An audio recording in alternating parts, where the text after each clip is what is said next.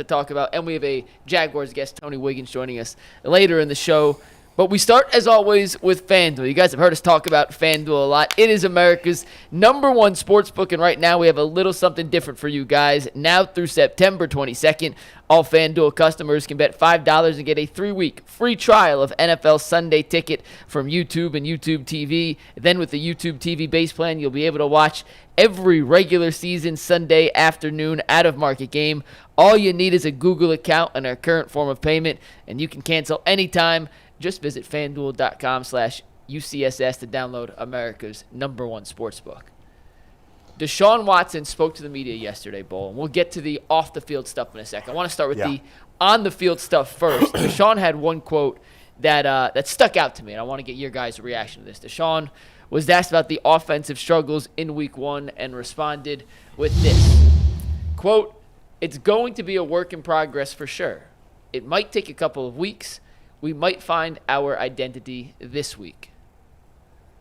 Bull, Tyvis, what say you in response to this statement from Deshaun Watson? Well, I mean, one, when you got a new offensive minds in there, of course it's going to take some time. You was hoping that those would be things that was ironed out, over OTAs, over training camp.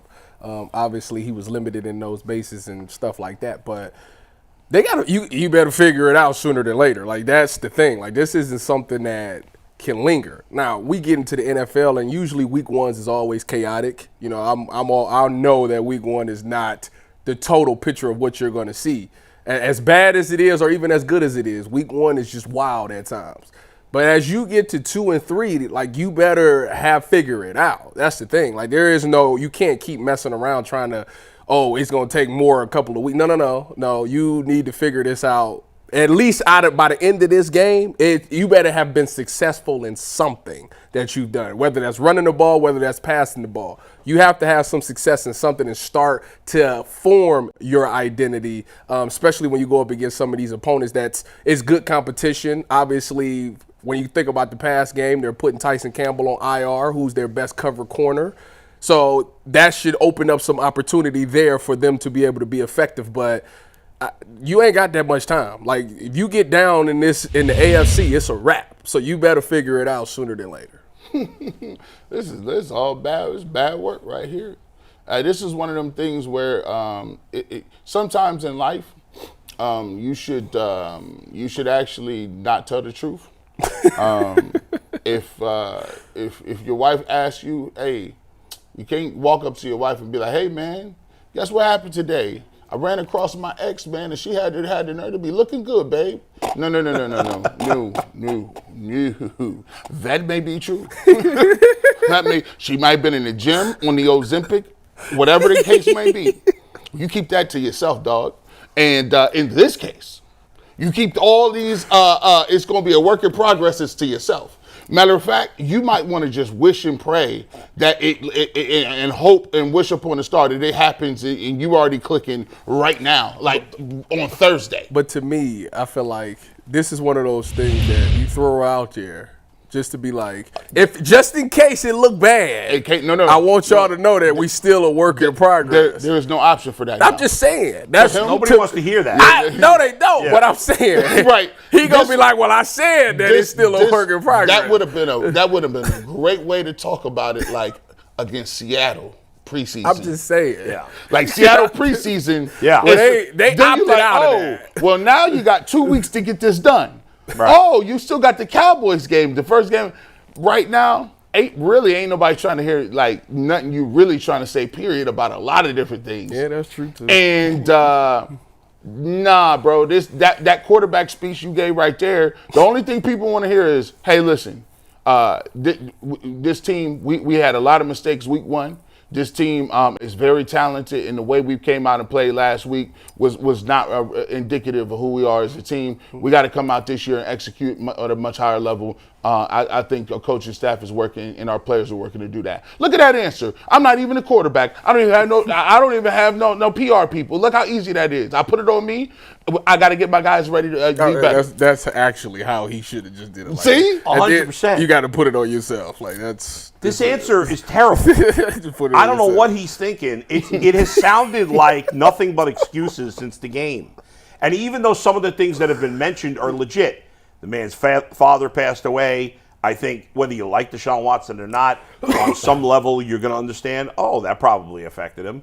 Did his friend die or did something happen to his friend? Yeah. A friend, on a human level, yes, we're all going to get it. But when you bring these things up, fair or not, like whether they're legitimate or not, doesn't matter. It sounds like you're making excuses for why you didn't play well and why the team didn't play well. And there are none. I will tell you this. As a player, there's one rule that everybody knows. You can have issues off the field. Your body could be hurting. Yeah. You might not know everything in the playbook. You put that helmet on and you walk on that field. Ain't nobody hearing it. That's right. When Baker played once his you last year decide to go out there, you are 100% healthy and fine. That's what that tells you. 100% right, and I'm glad you said that as a former player because that whole year that Baker played that last season, every game he played poorly, half the fan base, oh, he's hurt. And then he'd have a good game every once in a while, even when he was dealing with the injury. And then you never heard about him being hurt those weeks. So in that year, I didn't want to hear it. I didn't want to hear the excuses from Baker, and I don't want to hear the excuses from Deshaun. You got to go out and play better. That's it. I was looking at it like from this standpoint, and I thought, what's his name? We had him on yesterday. Sean King. I thought he said something. Like, when you look at Deshaun Watson, his demeanor is kind of different. Like, he's more laid back. He's more like let the game come to him type person. And sometimes you want people to be who they are, but sometimes you got to have a level of urgency, the fierce urgency of today. And sometimes you got to realize what type of time other people on and be able to read the tea leaves. Like, yeah, I know you want to be, not show too up, too down, all that good stuff. But sometimes, you do got to come and light a fire on somebody's ass in practice. Mm-hmm. You do have to say, listen, guys, like when I watched the greats, I watched Tom Brady. That's why we was mad at Tom Brady in the way he was calling that game. Because Tom Brady has been on the sidelines fiery with Josh McDaniels and offensive coordinators and receivers and all linemen. Yeah. We saw what Peyton Manning did and eviscerated Vanderjack. He was just like, you kicker. He told his center, you shut up and block. Right. You shut your mouth and block. I'll do the talking around. He's like, all right, you got it, dog. Sometimes, and I know this is not his thing, and sometimes that you're not in a position where you had enough success to do that, but you got to try something different. I don't know the last time he's really faced any adversity in college. His team was very good, loaded, and was in the championship contention all the time. When he was in Houston, his teams weren't always the best, but he was putting up superhuman numbers. So, yeah, it's adversity, but not really, because you can always say I'm nice. This is the first time I ever think where he's actually questioning whether or not I'm good and where I go from here. Well, my thing with that is, this is the thing. If this doesn't work out, this might be it. What you mean might be it? Like that's the thing. Like if I know, like this is my only opportunity to be in the league, and like based off how I play, if it don't work out here, I'm done. Like, why wouldn't I be locked in? Like that's what more motivation do you need there? And then on top of all of the things, everybody responds differently to adversity. Sure. There's some people that you got to go over there. You got to be kind when you talk to them. Hey, don't worry. We get it next play. Don't worry about it. We're going to be good. Don't worry. Keep your head up. But then there's other people like, dude, what you doing? Like, bro, we paying you, but what's going on, bro? Like, let's get it going. Like, there's certain people that respond better to that. Yeah. I was one of them. If you talk to me crazy, I'm going to click and it's a wrap. Now, you going to get what you want. That's me, though. You talk to me crazy, you going to find what you're looking for. I know you've seen this on Instagram that it was I think it was the Houston Texans or was a team, and it was a rookie and it was another free safety that was an older guy. He said, listen, he kept saying, my bad, messing up. And the veteran kept being like, no, it ain't no my bad, bro. Yeah. Just get it done, bro. And the dude kept arguing. He was like, bro, it's not, listen, if this happened in the game, they going to cut both our asses. That's a fact. They're going to get rid of both of us, Yeah. bro. We cannot do that. And I think the urgency level, Bull, he need to go talk to somebody like Kaepernick. Somebody need to tap him on the shoulder and realize, like, Kaepernick talk about, I'm still trying to get you a job. Bro, that's done. Yeah, that's over with. You better take that job from Harbaugh That's as a over receivers with. coach or something that he offered you. You not getting back nowhere in no league. And a lot of times people don't understand the time they be on. Right now, if this don't work out for you, you got a bunch of people and owners in the league that say, I don't even like the fact that you got a guaranteed deal and the Browns gave it to you, and I don't like the fact that you sat out a year. They not going. Who's gonna give him a backup? Like No, if he plays poorly this year, and if he's throwing a potential suspension either sometime this year or next, if that happens, his career is over probably. Yeah, he's going to be rich. I mean, he's going to have enough money for the rest of his life. As long as he's going to, blow it. There's a 99% chance he'll have enough money for the rest of his life. Yeah. And if that's good enough for him, maybe, I don't know. Sean, one of the other things Sean King said yesterday, we were talking about why quarterback play seems to be down the last couple of years overall, not just Watson, but overall it's a little bit down, right? And he thinks it's because, or part of it is because not every quarterback, but the top 20 quarterbacks all get paid so much money, whether they deserve it like Patrick Mahomes or not. Like the mid-tier quarterbacks get a lot of money. Yeah. And he thinks that some of these guys, that's because they're making so much money, maybe some of these guys don't care as much. And he didn't say that specifically about Watson or anybody. But I said that a long time ago. I said you truly find out if a player really cares about this game once they get paid. Once you get paid, once you know, like, all right, my family's settled, all right, Am I okay with that? Because a lot of the time the mentality is I'm doing this for my family. I'm doing this to get money for my family, blah, blah, blah. But then there's people that's like, all right, I got the money, but I want to be great. I want to be the best to ever do it. That's the special talent. They're motivated by that. Exactly. Like, all right, I got the bag. I'm secure. But, like, I want to leave a legacy. I want people to be like, I want them to mention me up there with Tom Brady and Patty Mahomes. Like, that's what I'm chasing. I'm chasing rings and stuff like that. And some people get the bag and they get content. It is what it is. I'm curious, of the players you played with, obviously you don't know for sure, but if you had to guess, of the players you played in the NFL with, what percentage of them do you think they get paid and they don't really care that much anymore? Well, I'll tell you right now, in Seattle, everybody that I played with in Seattle was like, I want to be great. Like so it didn't matter. They got paid. Yeah, they got paid, but they still playing. Because I had this conversation in Seattle. Yeah. I actually I was talking to Sherm about it because he had got paid. He had signed for like $40 million or something like that.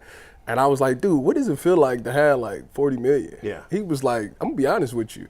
I want $40 million again. That's just nothing. Like, I want more. Like, if I can get, he thought to myself, if I could get 40 now, just imagine if I keep getting better, I can get more money. Like, that was the mentality that he had, Cam, Earl, everybody in that secondary had. But you know what's weird? You know what's crazy? Like, I forget who was talking about this, and money is relative, right?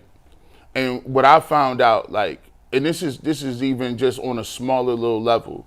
Like, when you grow up and you like, all right, I'm worried about what I'm eating or gas money, or you growing up and you like, I don't got school clothes or whatever, and you can't have anything that you want, right? You got to wait on it and you got to do things.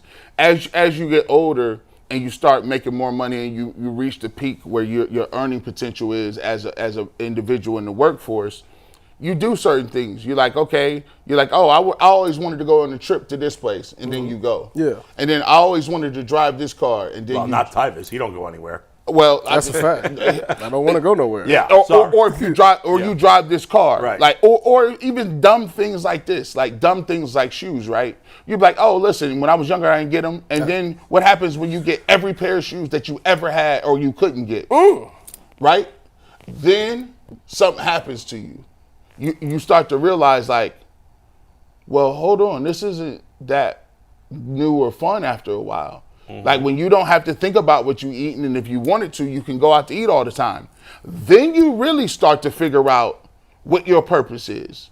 And a lot of people, in my opinion, don't have an idea of what their purpose is past I'm comfortable and I got a monetary sum of money and my family is good. Then you got to find out, why am I on the earth, right? Yeah. And for some of these people, they like Tyvis said, they only got into the game because it was the best way to maximize off their God-given ability. But is that really what you're here to do? Is that really what you're going to maximize on? And so a lot of times people don't get it until it's gone. Like Tyvis, you know, like I dream, I have crazy dreams, and my dreams is all about playing, because there's this unfulfilled thing inside your stomach that says, I didn't maximize what God gave me. And if you could put it on one day, or you could just, you know, play and just have one or two more plays, every player that didn't make it, or every player that didn't retire on their own terms, feel that way. And a lot of people don't get that until it's too late, and then the opportunity is taken and they say, wow, I didn't maximize what I was supposed to do. And I hope that he don't do that, because, you know, there has to be a level of urgency of people around him telling him, listen, it's fight or flight right now, man. And these games, these 17, 16 games you got, these is the only ones guaranteed to you. The only ones.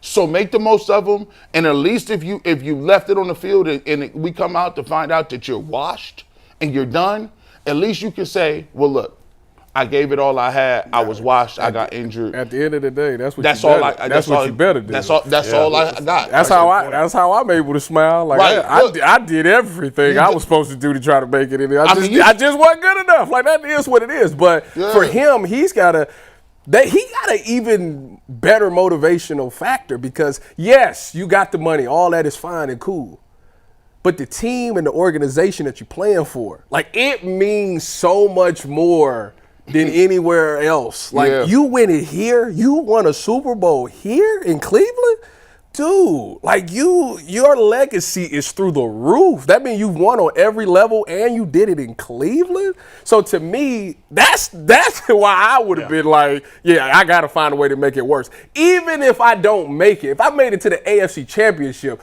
they're going to look at me like that. To do that in Cleveland, it's like 10 times anywhere else. I put this up like, you know, the blog is up. I did Ultimate Browns, and I said, y'all make sure y'all go stream that. How Baker, Joe Flacco, and Deshaun Watson caused a civil war within the Browns fan base. Yeah. And one of the things, that was a great title. That was a beautiful It is title. actually a great title. That was a great. I was like, damn, I got to go back and watch that myself. That was fire. G is the king. G is the king of the titles. Like that. You had one last week. Was it last week? Shannon Sharp's incredible reversal on the Browns national media outlook. That was a great one. I was like, man, but the people are clamoring for anything. Joe Flacco was a longtime rival. Joe Flacco played for the team that we hate, that used to be the Browns. Joe Flacco came off the couch with very few fanfare. Nobody cared about it. People wanted DTR to play. And Joe Flacco, in a couple of games, came out there and stole the hearts of the fan base. How many games did he play? 5? I think 5. The dude, Well, 6 including the playoffs, I It think. was 5-1 in the regular season. Oh, so 7. No, 4-1 in the regular season, 4-2 overall, including the playoffs. 6 games. he came in. 6 games. That's it. You go And that man back can and throw watch. his wallet away. He 6 done. games. He was done. I read the article with him and his wife. They come in places and people is just Applaud them, yeah. standing ovation. Said a coffee place or something like that, right? Like they waiting for you, bro. Yeah. All you got to do is put. A lot of people and get it. All the allegation stuff, it's real. The allegations look crazy and wild, and people gonna be on you today. But you go out there and you play and leave it on the line and give them a glimpse, just a shadow of hope. They're gonna be like, "Oh, we right back on it." But it's the he got to make it look like he actually cares. Like His don't body get language me, is bad. Yeah, like don't get me wrong. Standing in there, delivering passes, taking shots, that's some tough stuff. Like Definitely. a lot of quarters been like, forget this, get Jameis in there, I'm cool. But like, you got to have some more emotion to it. Like, for example, DTR is a guy, third string guy, but when he's out there, this man is running, sacrifice, jumping over people. I mean, you can tell that the passion to play the game is there. And with DY, like, I know you're a competitor, but like it just don't look like it. Like it's like you don't have nothing to you. It's like it's no energy to you. Like even with Jacoby get the first down and he like it meant something. I would listen. Trust me, I get it. Some would argue if your dad passed away today, I don't care what your relationship with him like it is. Losing a parent is one of the toughest things in the world, and it's very hard to get over that mentally. Friends, losing one of your close friends, difficult. And then plus, on top of it, you living in a place where you don't know how many people that, hey, and this is, I'm not being cynical here. He probably thinking at this point, man, listen, the girl I kissed in 5th grade, she might pull up and say, hey, listen, I didn't want that. You was behind the monkey bars, and that wasn't cool. Like, he thinking like, this can happen at any given time, any given place. When you think you over it, it's not. It's the specter. It hangs over you, and I get that. But to play the game of football, and I learned when you're losing a bunch, it happens like that and your body hurting, you have to play the game with joy. Yeah. If you don't got that's your strength. If you don't play the game with joy or confidence, the game is miserable. What do you have to look forward to? Your body hurting, concussions, and you can still lose after you put that much work in preparation in during the week? It's hard to get up and do it again, but that's the prerequisite. He has to find the joy to go out there and play. Yeah, it has seemed like he's miserable when he's playing. But it should may not be true, but football should be. Sundays is an scapegoat from reality. Like, yeah, all this stuff is going on in your life. But, man, when that ball kicked off, none of that matters. Yeah. For 60 minutes, none of that matters. It's one time, for one day, that nothing else matters right now but this game and trying to win this game. Like that, and that you gotta appreciate those moments. And when the game is over, obviously that's when you're thinking about the off the field stuff, like his dad, like his friend, and of course the latest allegation, which he did speak about yesterday, Mike. Yeah, we'll hear that shot in 1 second. But first, football is finally back